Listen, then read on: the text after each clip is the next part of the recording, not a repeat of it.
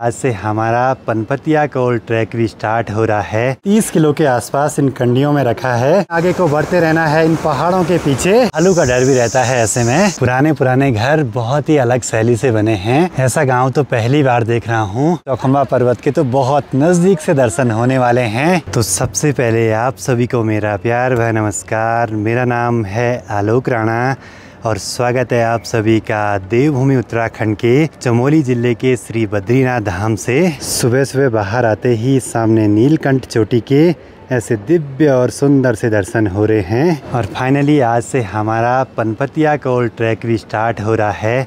यहाँ श्री बद्रीनाथ धाम से सीधे द्वितीय केदार भगवान मध्य महेश्वर जी के मंदिर तक का। सामने नीलकंठ चोटी दिखाई दे रही है, लेकिन ये श्री बद्रीनाथ घाटी से है। हमें इस घाटी के ठीक पीछे जाना है खैराव घाटी की ओर, और वहीं से रास्ता है पूरा ये। मतलब केदारनाथ से पुजारी जी यहाँ पूजा लगाने आते हैं, फिर यहाँ से वहाँ चला जाते हैं और वहाँ से फिर यहाँ मतलब एक ही पुजारी।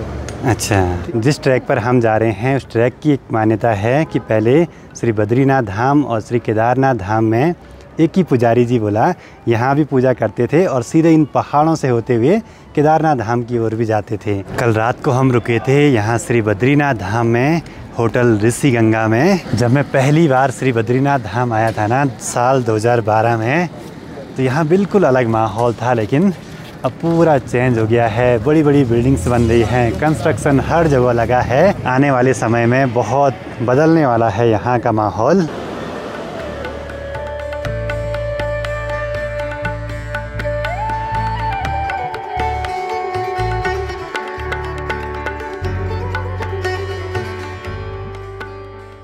हमारा ये सफ़र बहुत ही लंबा है, तो भगवान जी का आशीर्वाद बहुत ज़रूरी है भाई। बाकी आप लोग भी दर्शन कीजिए। भगवान श्री बद्री विशाल जी के मंदिर के सिंह द्वार के, मेन मंदिर इस सिंह द्वार के पीछे है। चलो जी, बैग पैक हो चुके हैं। यहाँ से हमको एक बार खैराव घाटी के पास तक गाड़ी से ही जाना है। बाकी अपने साथ आने वाले पोटर भाई भी पहुँच चुके हैं अपनी कंडी के साथ। इस बारी पूरी टीम लेके चल रहे हैं इस ट्रैक पे। सारी कुछ व्यवस्थाएँ अच्छे से होनी चाहिए।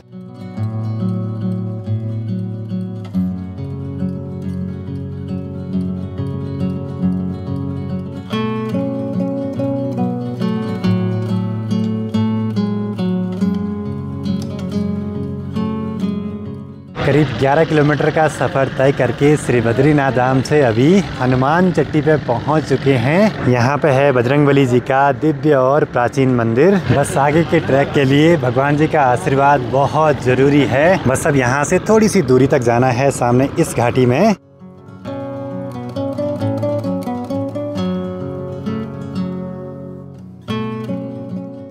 चलो जी, पहुँच चुके हैं। बेनाकुली इस जगह का नाम है।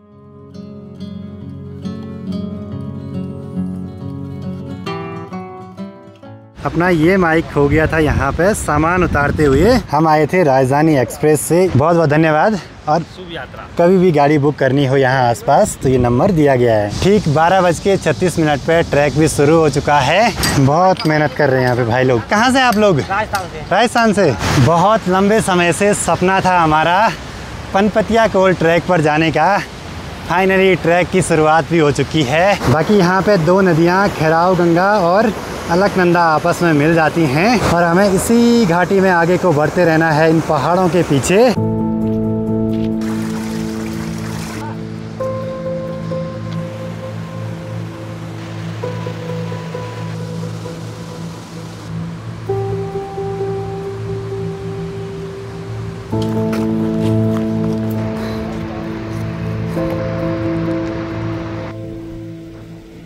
यहाँ चारों ओर सिर्फ डंग्याण हो रखा है, मतलब सिर्फ नदी वाले पत्थर।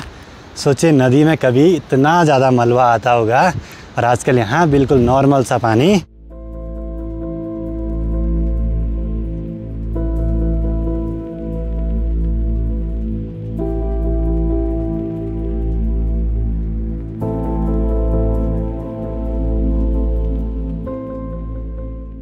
हमारी आज की डेस्टिनेशन ठीक सामने इस वाली जगह पर है, पुण्याणी माता के मंदिर के पास में। आज तक इस पूरे रूट की डिटेल में वीडियो बहुत कम है यूट्यूब पे, और जो हैं भी वो बंगाली लोगों की अपनी बंगाली भाषा में हैं। हम पाँचों का ये पहली बार का अनुभव होगा।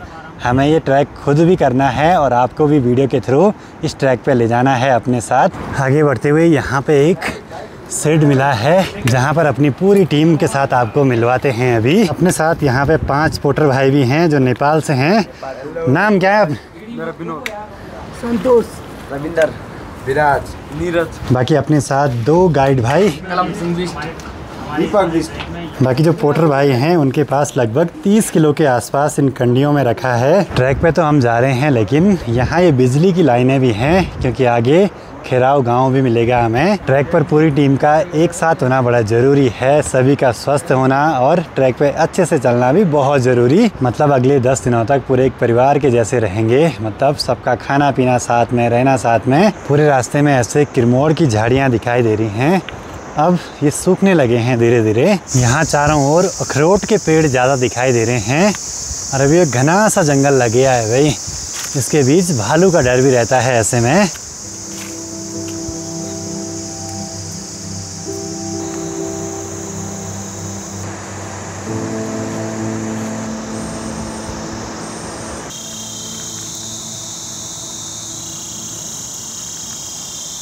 पूरे चारों ओर अखरोट के पेड़ ही पेड़ और बहुत सारे अखरोट गिरे भी हैं नीचे। अब ये घना सा जंगल है तो चारों ओर यहाँ भालू का डर भी रहता है। भालू के कुछ निशान भी दिखाई दे रहे हैं यहाँ पे। यहाँ से कंक्रीट का रास्ता स्टार्ट हो गया है थोड़ा बहुत और कुछ ग्रामीण दिखने लगे हैं जो खेतों में लगे हैं काम करने पे। किताब परिवार होना 4-5 परिवार है। ये ट्रैक करीब 60% हमारा चमोली जिले में होने वाला है। फिर हम एंटर करेंगे अपने रुद्रप्रयाग जिले में। रास्ता तो चक्कर से कम लोग आए, फिर आएंगे अब। ये कब आदि है आप? ये 13-14 दिन आए।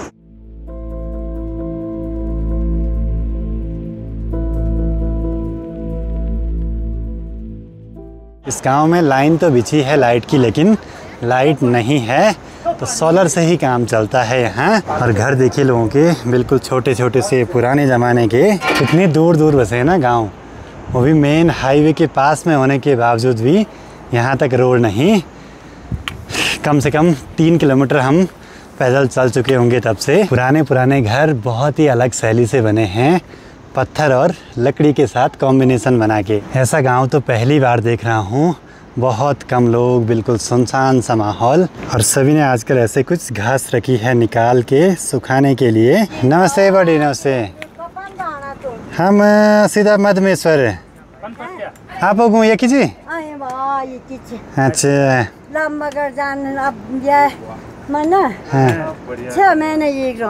अच्छा। अभी तो यहाँ सब कुछ नॉर्मल लग रहा है लेकिन सर्दियों में बोला बहुत बर्फबारी होती है यहाँ, तो ये लोग नीचे की तरफ चले जाते हैं और यहाँ आजकल अपने मवेशी और अपने छोटे मोटे रोजगार के लिए आए रहते हैं। रिक बागे डोर चीज़। हाँ हाँ जंगल है तब। अब ये बात को एक गुण यज्ञ ने। अच्छा अच्छा तो क्यों नहीं रहा मरुड़ा बनाया था। अब मन की ना को सोचे ना लोग कितनी दूर दूर रहते हैं और यहाँ अपना जीवन यापन करते हैं, आलू वगैरह बोते हैं, खेती बाड़ी करते हैं और साथ ही मवेशियों को पालते हैं। अब इससे आगे कोई भी गांव नहीं मिलेगा हमें। ठीक सामने पे अपनी मंजिल भी दिखने लगी है, उन्याणी माता का मंदिर। नमस्ते बड़े, नमस्ते नमस्ते। ले गए घास बड़ी राशि। हाँ अच्छा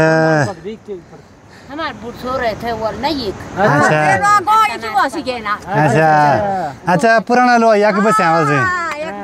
ग्रामीण बहुत मेहनत करते हैं भाई इन पहाड़ों के बीच।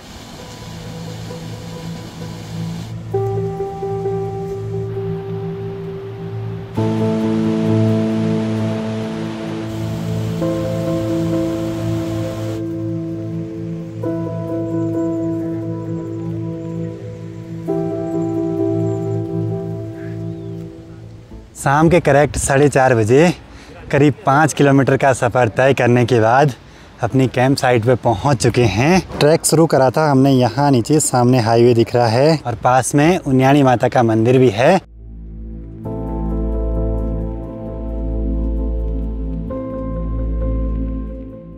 आज फिर से नौबत आ गई थी चूल्हा ख़राब होने की, पर सारे टेक्निकल एक्सपर्ट बैठे हैं ना, तो कोई दिक्कत नहीं है भाई, जल रहा है, ठीक जल रहा है। चलो जी, छोटी सी प्रॉब्लम थी वो तो सॉल्व हो गई। बस आज सबसे बढ़िया रहा कि मौसम ने साथ दिया। आज हमारा कैंप लगा है करीब 2795 मीटर की हाइट पे। अभी तो चारों ओर पेड़ पौधे, खूब सारी वनस्पतियाँ, पानी, सब चीज़ें दिखाई दे रही हैं और सामने हाईवे भी दिख रहा है। नेटवर्क भी है सिर्फ जियो पे।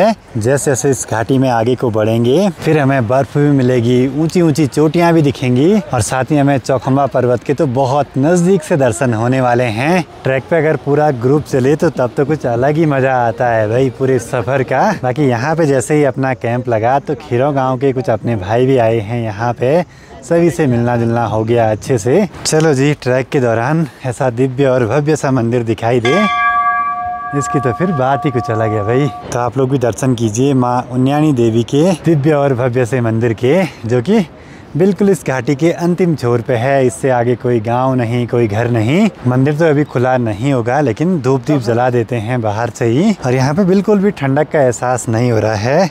मन कर रहा है मस्त मज़े से बैठे रहें।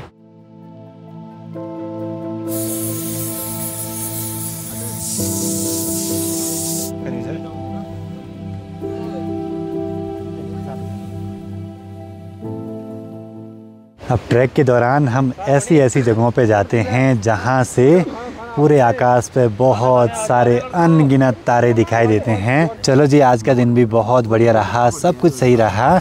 देखते हैं, उम्मीद तो यही है कि आगे का सफ़र भी बढ़िया ही रहेगा।